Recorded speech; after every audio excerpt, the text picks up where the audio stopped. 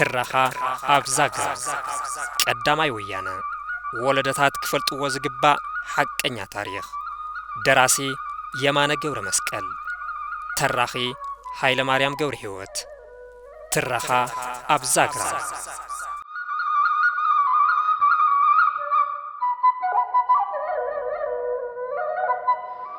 እወንታዊ ውጽኢታት ቀዳማይ ወያነም ገዛት ደርብታት ሸዋም ሙዓንበሳ ዘእምነ ነገደ ይሁዳም ስዩመ እግዚአብሔር ንጉሠ ነገሥት ዘኢትዮጵያም እናበሉም ዓርሶም ብምሻም ህዝቢ ኢትዮጵያ ንኽንገዝእ ካብ ፈጣሪ ዝተውሃበናን ሰማያዊ ጸጋ ደኣምበር ህዝቢ ኢትዮጵያ ዝህበናን ዝኽልክለናን ኣይኮነን እናበሉም ንዘመናት ከንቱ ሰበኻን ፕሮፓጋንዳን ብምክያዶም ንዘይተምሃረ ህዝቢ ኢትዮጵያ ከታልልዎን ከዳናግርዎን ጸኒሖም እዮም።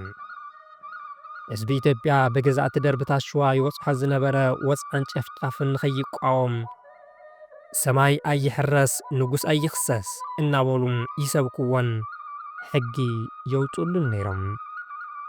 ኣብ ርእሲኡ ማዕለያ ዘይብሉ ግፍዕን ወንጀልን እንትፍጽሙውን ዝሓቶም ኣካል ይኹን ኣሰራርሓ ኣይነበረን።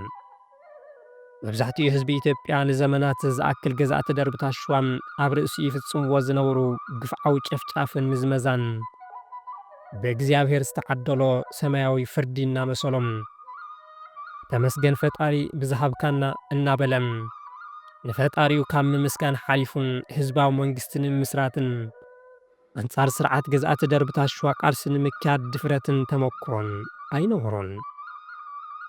ብመብዛሕትኡ ህዝቢ ኢትዮጵያ ናብ ዝፋን ገዛእቲ ደርብታት ሸዋ ምጥማት ከም ነውርን ትእዛዝ ኣምላኽ ምጥሓስን ተገይሩ ይርአ ነይሩ። ህዝቢ ኢትዮጵያ መነባብርኡ ስቃዩ በደሉ ጥምየቱን ጭቆኑን ሓዘኑ ሓጎሱን ኣብ እግዚአብሔር ቁፅፅር ጥራሕ ኢሉ እዩ ዝኣምን። ናብ ስልጣን ዝወፅእ ኣመሓዳሪኡ ክእለት ምምሕዳር ይሃልዎ ይሃልዎም ልምዓት የምፅእ ኣየምፅእ ጨቋኒ ጨፍጫፍ ይኹን ዲሞክራሲያዊ ፍትሓዊ ንኹሉ እግዚአብሔር እዩ ዝሾምን ዘውርድን እምበርን ህዝቢ መራሒኡ ምምራፅን ምውራድን ኣይኽእልን ኢሉ ዝኣምን ነይሩ። ህዝባዊ ዓመፅ ቀዳማይ ወያነ ግን ነዚ ንዘመናትን ህዝቢ ኢትዮጵያ ጋሪድዎ ዝነበረ ናይ ጸልማት መጋረጃ ንምቕንጣጥ መንግስትና ህዝባዊ መንግስቲ ገረብ እዩ ብዝባን ሃይለ ስላሰ ዝብል ምሕጽንታ ብዝባን ህዝባዊ መንግስቲ ገረብ ብዝብል ተተኪኡ ኣሎም። ፍትሒ ብህዝባዊ ባይቶ ክትመሓደር ኣለዋ። መንግስታዊ ሰብ ስልጣናትን ትካላትን ንባይቶ ተገዛእቲ ክኾኑ ኣለዎም። ኣብ መንጎ ድኻን ሃፍታምን ኣፈላላይ ክህሉ የብሉን። ኩሉ ሰብ ማዕረ እዩን ካልኦትን ሕቶታት ሰብኣውን ዲሞክራሲያውን መሰላት ኣድዒሎም ብምቅላሶም ኣብ ኢትዮጵያ ሓድሽ ፖለቲካዊ ምዕራፍ ንኽኽፈት እምነ ኹርና ኣቐሚጦም እዮም። እቶም ብገባራት ባልየ ጎጃምን ካልኦት ከባቢታት ኢትዮጵያን ንኽብሪ ዝፋን ገዛእቲ ደርብታት ሸዋ ደፊሮም ኣንጻር ጭቆናን መግዛእትን መስፍናዊ ስርዓት ሃፀይ ሃይለ ስላሴ ዝተልዓሉ ዓመጻት ህዝቢ ምስ ቀዳማይ ወያነ ቀጥታዊ ምትእስሳር ኣይሃልዎም እምበር ናይ ባዕሉ እወንታዊ ተራ ተጻዊት እዩ ተባሂሉ ብብዙሓት ሰሞያ ታሪኽ ይእመን። ኣብ 1960ታት ብተምሃሮ ዩኒቨርሲቲ ሃገርና ይካየድ ዝነበረ ምንቅስቃስ ፖለቲካን ተመስሪቶም ዝነበሩ ውድባት ፖለቲካን መሬት ንሓራሲኡ ላንድ ቱ ዘ ቲለር ዝብል ከም ቀንዲ ሕቶ ገይሮም ምብጋሶም ወፃን ቃልስን ገባራት ኢትዮጵያ ዓብዪ ትኹረት ሂቦምዎ ከም ዝነበሩ የረጋግጽ። ፖለቲካዊ ምንቅስቃስ ተምሃሮ ዩኒቨርሲቲ ወይ ድማ ንምጅማር ዘመናዊ ፖለቲካ ኢትዮጵያ ዝመርሑ ገስገስቲ ምሁራት ተጋሩ ይኹን ካልኦት ብሄራት ናይ ባዕሉ ዝኾነ ጽዕንቶም ኣሕዲር እዩ። ብፍላይ ገባራት ትግራይ ዘልዕልዎም ዝነበሩ ሕቶታትን ኣብ ርእስቶም ገባራት ዝበፅሑ ዝነበሩ ምዝመዛን ጭቆናን ብቐረባ እናተዓዘቡ ዝዓበዩ ከምኒ ጥላሁን ይግዛውን መስፍን ሃፍቱን ብርሃነ መስቀል ረዳን ካልኦት ገስገስቲ ምሁራት ተጋሩን ኣብ ፖለቲካዊ ኣመለኻኽቶኦም ዓብዪ ጽልዋ ከይሕደረሎም ኣይተረፈን። ኣንድርያስ እሸቴ ነዚ ሓሳብ እዚ ብምስምዕማዕ ብኸምዚ ይስዕብ ይገልጽዎም።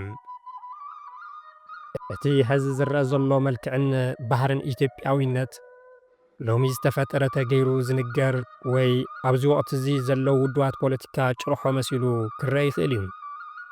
ግን ንመንነት ነፃነትን ማዕርነትን ኢትዮጵያ ዝተለዓሉ ብዙሓት ህዝባዊ ዓመፃት ከም ዝነበሩ ክዝንጋዕ የብሉን። ሃፀይ ሃይለስላሴ ካብ ስደት ካብ ዝተመለሱሉ ክሳብ እቲ ንጉሳዊ ስርዓት ንምውዳቕ ዝተቃረቡ ብዙሓት ብሄራውን ክልላውን ባህሪ ዘለዎም ዓመፃት ገጠር ብምልዓል ንንጉሳዊ ስርዓት ብሓይሊ ንምውዳቕ ተፈታቲኖም እዮም።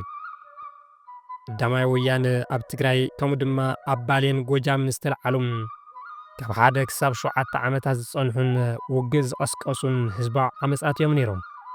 ብፍላይ ቀዳማይ ወያነ ናይ እንግሊዝ ኣውሮፕላናት ኢደ እንተዘይነብር ብቐሊሉ ኣይምተሸነፈን ነይሩ። ቃልሲ ገባራት ትግራይ ወይ ድማ ቀዳማይ ወያነ ብሰንኪቶም ኣብቲ ወቕቲ ዘጋጠምዎ ውሽጣውን ግዳማውን ሕለኽለኻት ተዳኺሙ ናብ ዝነበሮ ተመሊሱ ይደጎል እምበር ኣይጠፍአን። ብውሽጣ ውሽጢ ካብ ግዜ ናብ ግዜ እናተፈሓሓመ ጸኒሑ 1967 ዓመተ ምህረት ካልኣይ ወያነ ብዝብል ስም ከም ሓድሽ ተወልዩ። ፍሩይ ስንዳይ በሊዕኻዮ ቐሓርየም ሕሾት እምበይ ወያነ ለይሰዓርየም ቃሎ ስንዳይ በሊዕኻዮ ቐሓርየም ወያነማ ክለዓል እዩ ደሓርየም ወርሒ ወፀት ኮኸብ ተተርኢሳም ዓይነይ እምበይ ልበይ ዶ ሓሪሳም እናተባሃለም ንኣስታት 30 ዓመታት ዝኣክል ዝተደረፈ ደርፊ ጋህዲ ኮይኑ ከዓ ጀመረ ህዝቢ ትግራይ ክለዓል በለም ከዓ ጀመረ ወያነና ክለዓል በለም ዓጋመ ኣይትረማረም እንዶ ከዓመ ኣይትረማረም እንዶ። ዋላ እውን ካልኣይ ወያነን ካብ ቀዳማይ ወያነ ኣዝዮም ዝማዕበሉ ቅርጽታት ኣወዳድባም ኣመራርሓ ኣሰላልፋ ሓይሊ ወዘተን መልክዓት ይሃልዎ እምበር ክልቲኦም ወያነታት ነቶም ኣብ ትግራይ ተፈጢሮም ዝነበሩ ተመሳሰልቲ ወያናይ ሃዋህውን ወድዓዊ ኩነታትን መሰረት ገይሮም ዝተለዓሉ እዮም። ብፍላይ ኣብ ቀዳማይ ወያነን ከም መሪሕቲ ኮይኑ ተላዒሉ ዝነበረ ጉዳይ ዓርሰ ምምሕዳር ብሄራዊ ጭቆናን ኣብ ካልኣይ ወያነ እውን ዘይቕየር ቀንዲ መትከልቲ ውድብ ኮይኑ ቀፂሉ እዩ። እዚ ድማ ንሕወሓት ዝመስረቱ ገስገስቲ ምሁራት ተጋሩን እቲ ኣብ ቀዳማይ ወያነ ዝነበረ ሕቶ ብሄራዊ መንነት ተቐቢሎም ከም ሓደ መቃለሲ ዒላማን ስልትን ከም ዝገበርዎም የረድእ። ሕወሓት እውን ቀዳማይ ወያነን ብሄራዊ መግለፂ ትግራዋይነት ከም ዝኾነን ኣብ ልዕሊ ገዛእቲ ደርብታት ሸዋ ዝተለዓለ ናይ መንነት ተቃውሞ ከም ዝነበረ እዩ ዝእመን። ከም ሓደ ዓብዪ ብሄራዊ በዓል ድማ በብዓመቱ ንክኽበር ገይሩ እዩ። ብርግጽ ብሄራዊ ሕቶ ኣብ እዋን ቀዳማይ ወያነ ዝተጀመረ ዘይኮነስ ነዊሕ ዕድመ ዘቑፀረ እዩ። ካብ ዘመነ መሳፍንቲ ጀሚሩ ብሄራዊ ትሕዝቶ ዘለዎም ዝመስሉ ከባብያዊ ንሕንሓትን ጎንፅታትን ጎሊሆም ነይሮም እዮም።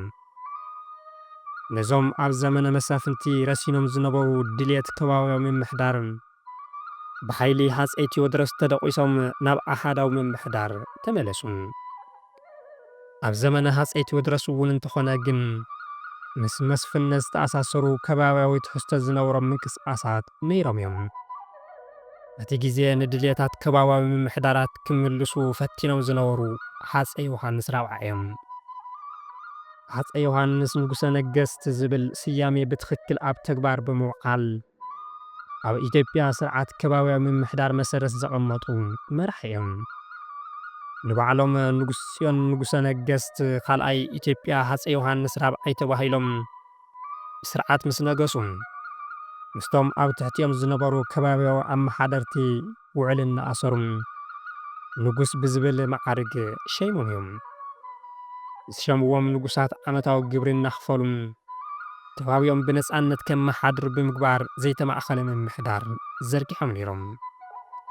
ኣብ ኢትዮጵያ ዝተጀመረ ፌደራሊዝም ዝመስል ኣብ ትሕቲ መስፍናዊ ስርዓት ዝጥርነፍ ከባብያዊ ምምሕዳር ብሓንደበተኛ መስዋዕቲ ሃፀይ ዮሃንስ ተኸሊፉ ፍጹም ብዝኾነ ኣሓዳዊ ምምሕዳር ገዛእቲ ደርብታት ሸዋ ተተኪኡ እዩ።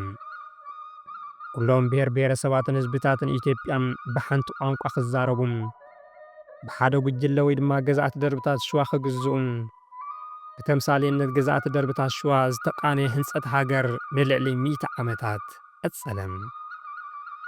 ኣብ ዝተፈላለዩ ከባቢታት ድማ ብዙሓት ብሄራዊ ትሕዝቶ ዘለዎም ተቃውሞታት ተለዓሉ። ብፍላይ ንነዊሕ ግዜ ብዓርሰ ምምሕዳር ዝኣምኑን ልምዲ ዘለዎምን ተጋሩን ንብሔራዊ ጭቆና ገዛእቲ ደርብታት ሸዋ ተቃዊሞም ሓያሎ ቃልስታት ኣካይዶም እዮም። ካብቶም ንብሔራዊ ጭቆና ተቃዊሞም ብተጋሩ ዝተለዓሉ ተቃውሞታት ሓደን ህዝባዊ ዓመፅ ቀዳማይ ወያነ እዩ። ቀዳማይ ወያነ እውን እንተኾነ ግን ከምቶም ካልኦት ዓመፃት እንከይተዓወተ ተሪፉ እዩ። ካልኣይ ወያነ ኣብ ቀዳማይ ወያነ ኣዝዩ በሊሑ ዝነበረ ሕቶ ብሔራዊ ጭቆና ተቐቢሉ ከም ዕንዲ መትከል ገይሩ ተላዒሉ እዩ። ብሔራዊ ሕቶ ኣብ ህዝቢ ትግራይ ጥራሕ ዘይኮነስ ኣብ መላእ ብሔር ብሔረሰባትን ህዝብታትን ኢትዮጵያ ዝለዓል ቀንዲ ሕቶ ምዃኑ ብምግንዛብ ብሔራዊ ሕቶ መሰረት ዝገበረ ቃልሲ ብምክያድ ተዓዊቱ እዩ። ብዘላቕነት ንምፍታሕ እውን ባህጊ ብሔር ብሔረሰባትን ህዝብታትን ኢትዮጵያ ክምልስ ብዝኽእል ስርዓት ፌደራሊዝም ብምዝርጋሕ ሕቶን ድልየትን ተጋሩ ኣብ መላእ ብሔር ብሔረሰባትን ህዝብታትን ኢትዮጵያ ዝለዓለ ተቐባልነት ክረክብ ገይሩ እዩ። ስርዓት ፌደራሊዝም ተጋሩ ዝጀመርዎ ፍልስፍና እዩ እኳ እንተዘይበልና ካልኣይ ወያነ ዝዘርግሖ ስርዓት ፌደራሊዝም ባህጊ ተጋሩ ኮይኑ ንሓያሎ ዘመናት ዝጸንሐን ብዙሕ መስዋዕቲ ዝኸፈለሉ ዕላማ ምዃኑ ግን ክዝንጋዕ ዘይግብኦ ሓቂ እዩ። ኣብ ቀዳማይ ወያነ ዝተረኣዩ ዓበይቲ ሕፅረታት ብኻልኣይ ወያነ ከይድገሙ ዓብዪ ጥንቃቐ ተገይሩሎም እዩ። ካልኣይ ወያነ ብደርብታት ወያናይን ገስጋሳይን ምሁር ዝተወደበ መሪሕ ውድብ ሰፊሕ ምልዓልን ንቕሓትን ሓፋሽ ዝፈጥር ኣሰራርሓ ብምዝርጋሕ ምስ ገባር ስጡም ርክብ ፈጢሩ እዩ። ካብ ጫፍ ናብ ጫፍ ሓፋሽ ዘሰልፍ ንጹር ዕላማን ጽሩይ መስመርን ብምሓዝ ንፋሽስታዊ ስርዓት ደርጊ ኣብ ሓፂር ግዜ ካብ ስሩ ምሒቡ ንምድርባይ ዘኽእል ዓቕምን ብልሓትን ብምጥራዩ ቀዳማይ ወያነ ካብ ዘብፅሖ ውድቀት ድሒኑ እዩ። ብፍላይ ኣብ ቀዳማይ ወያነ ዝተረኣየ ቀንዲ ሕፅረት ኣመራርሓ ኣብ ካልኣይ ወያነ ፍሉይ ጠመተ ተዋሂብዎ እዩ። ህወሓት ኣብ ኣመራርሓ ዝነበሮ ብቕዓት ኣይተ ብስራት ኣማረ ኣብቲ ልዕል ኢሉ ዝተገለጸ መጽሓፉ ብኸምዚ ይስዕብ ይገልጾም። ላዕሎት ኣመራርሓ ህወሓት ምልኪ ውልቀ ሰባት ብዘይምጉላህ ኣብ ሕብረታዊ ኣመራርሓ ኣጠናኺሮም ካብ ኣፈላላይ ኣብ ሓድነታዊ ካብ ግላዊ ኣብ ናይ ሓባር ድልየታት ብምጥማት ዘርኣይዎ ብስለትን ጽቡቕ ስነ ምግባርን እቲ ወያነ ዝጠልቦ ሓይልን ምፍጣር ክኢሎም እዮም። ብዝነበሮም ብስለት ኣመራርሓን ጥበባዊ ብልሓትን ሓፋሽ ብምውዳብ ኣብ ልዕሊ ጸላኢኦም ፍጹማዊ ልዕልነት ኣርዮም እዮም። ካልኣይ ወያነ ምስ ወያነ ቻይናን ቪየትናምን ብማዕረ ክስራዕ እንተኽእልዎም ብምቕናስ ሰብኣዊ ኪሳራን ምሕፃር ግዜን ግን ዝበለጸ ክኸውን ገይሮምዎ እዮም። ብዘይካ ግዳማዊ ሓገዝ ብጣዕሚ ቅልጡፍ ዓወት ዘመዝገበ ብረታዊ ቃልሲ ህዝቢ ብህወሓት ዝተመርሐ ወያነ ኮይኑ ንረኽቦ። ኣብ እዋን ቀዳማይ ወያነም ህዝቢ ትግራይ ባዕሉ ንባዕሉ ክከፋፈልን ክዋጋእን ስለ ዝተገበረ እቲ ድልዱል ኣመራርሓ ከይሓዘ ዝተወልዐ ቃልሲ ዝድለ ሸቶን ከይወቕዕን ክሂሙ እዩ። ካልኣይ ወያነ ግን ጥንኩር መሪሕ ውድብን ጽሩይ መስመርን ስለ ዝነበሮም ነቶም ብስም ሕንፍሽፍሽ ይኹኑ ካልኦት ዝተፈተኑ ተንኰላት ምክፍፋል ብውሕሉል ኣገባብ ኣፈሺልዎም እዩ። ኣብ መጠቓለሊ ወያነ ትማሊ ዝነበረ ሎሚ ዘሎን ጽባሕ እውን ዝቕጽልን ታሪኻዊ ከይዲ እዩ። ወያነ ሃገርና እውን ኣይተወድአን ህዝቢ ትግራይ ሳላ ዝወየነም ኣብ ሌሊ ጨቆንቲ ስርዓታት እንተተዓወተ እውን ወያነ ዝጠልቡ ካልኦት ዓበይቲ ጉዳያት ኣለዉ። ድኽነትን ድሕረትን ኣብ ዝባን ህዝቢ ትግራይ ይኹን መላእ ህዝቢ ኢትዮጵያ ይዕንድሩ ኣለዉ። ንባዕሉ ምምጋብ ዘይከኣለ ህዝቢ ነፃ ይኽበሃል ኣይከኣልን። ስለዚ ሃገርና ኢትዮጵያ መሊኣ ነፃ ክትወፅእ ካብ ድኽነትን ድሕረትን ሓራ ንምውፃእ ኣብ ዝካየድ ዘሎ ወያነ መንእሰይ ትግራይ እውን ከም ወለዱ ኣሕዋቱን ኣሓቱን ኣብነት ኮይኑ ክቃለስ ይግባእ። ዘለዓለማዊ ክብርን ሞገስን ንወየንቲ ትግራይ።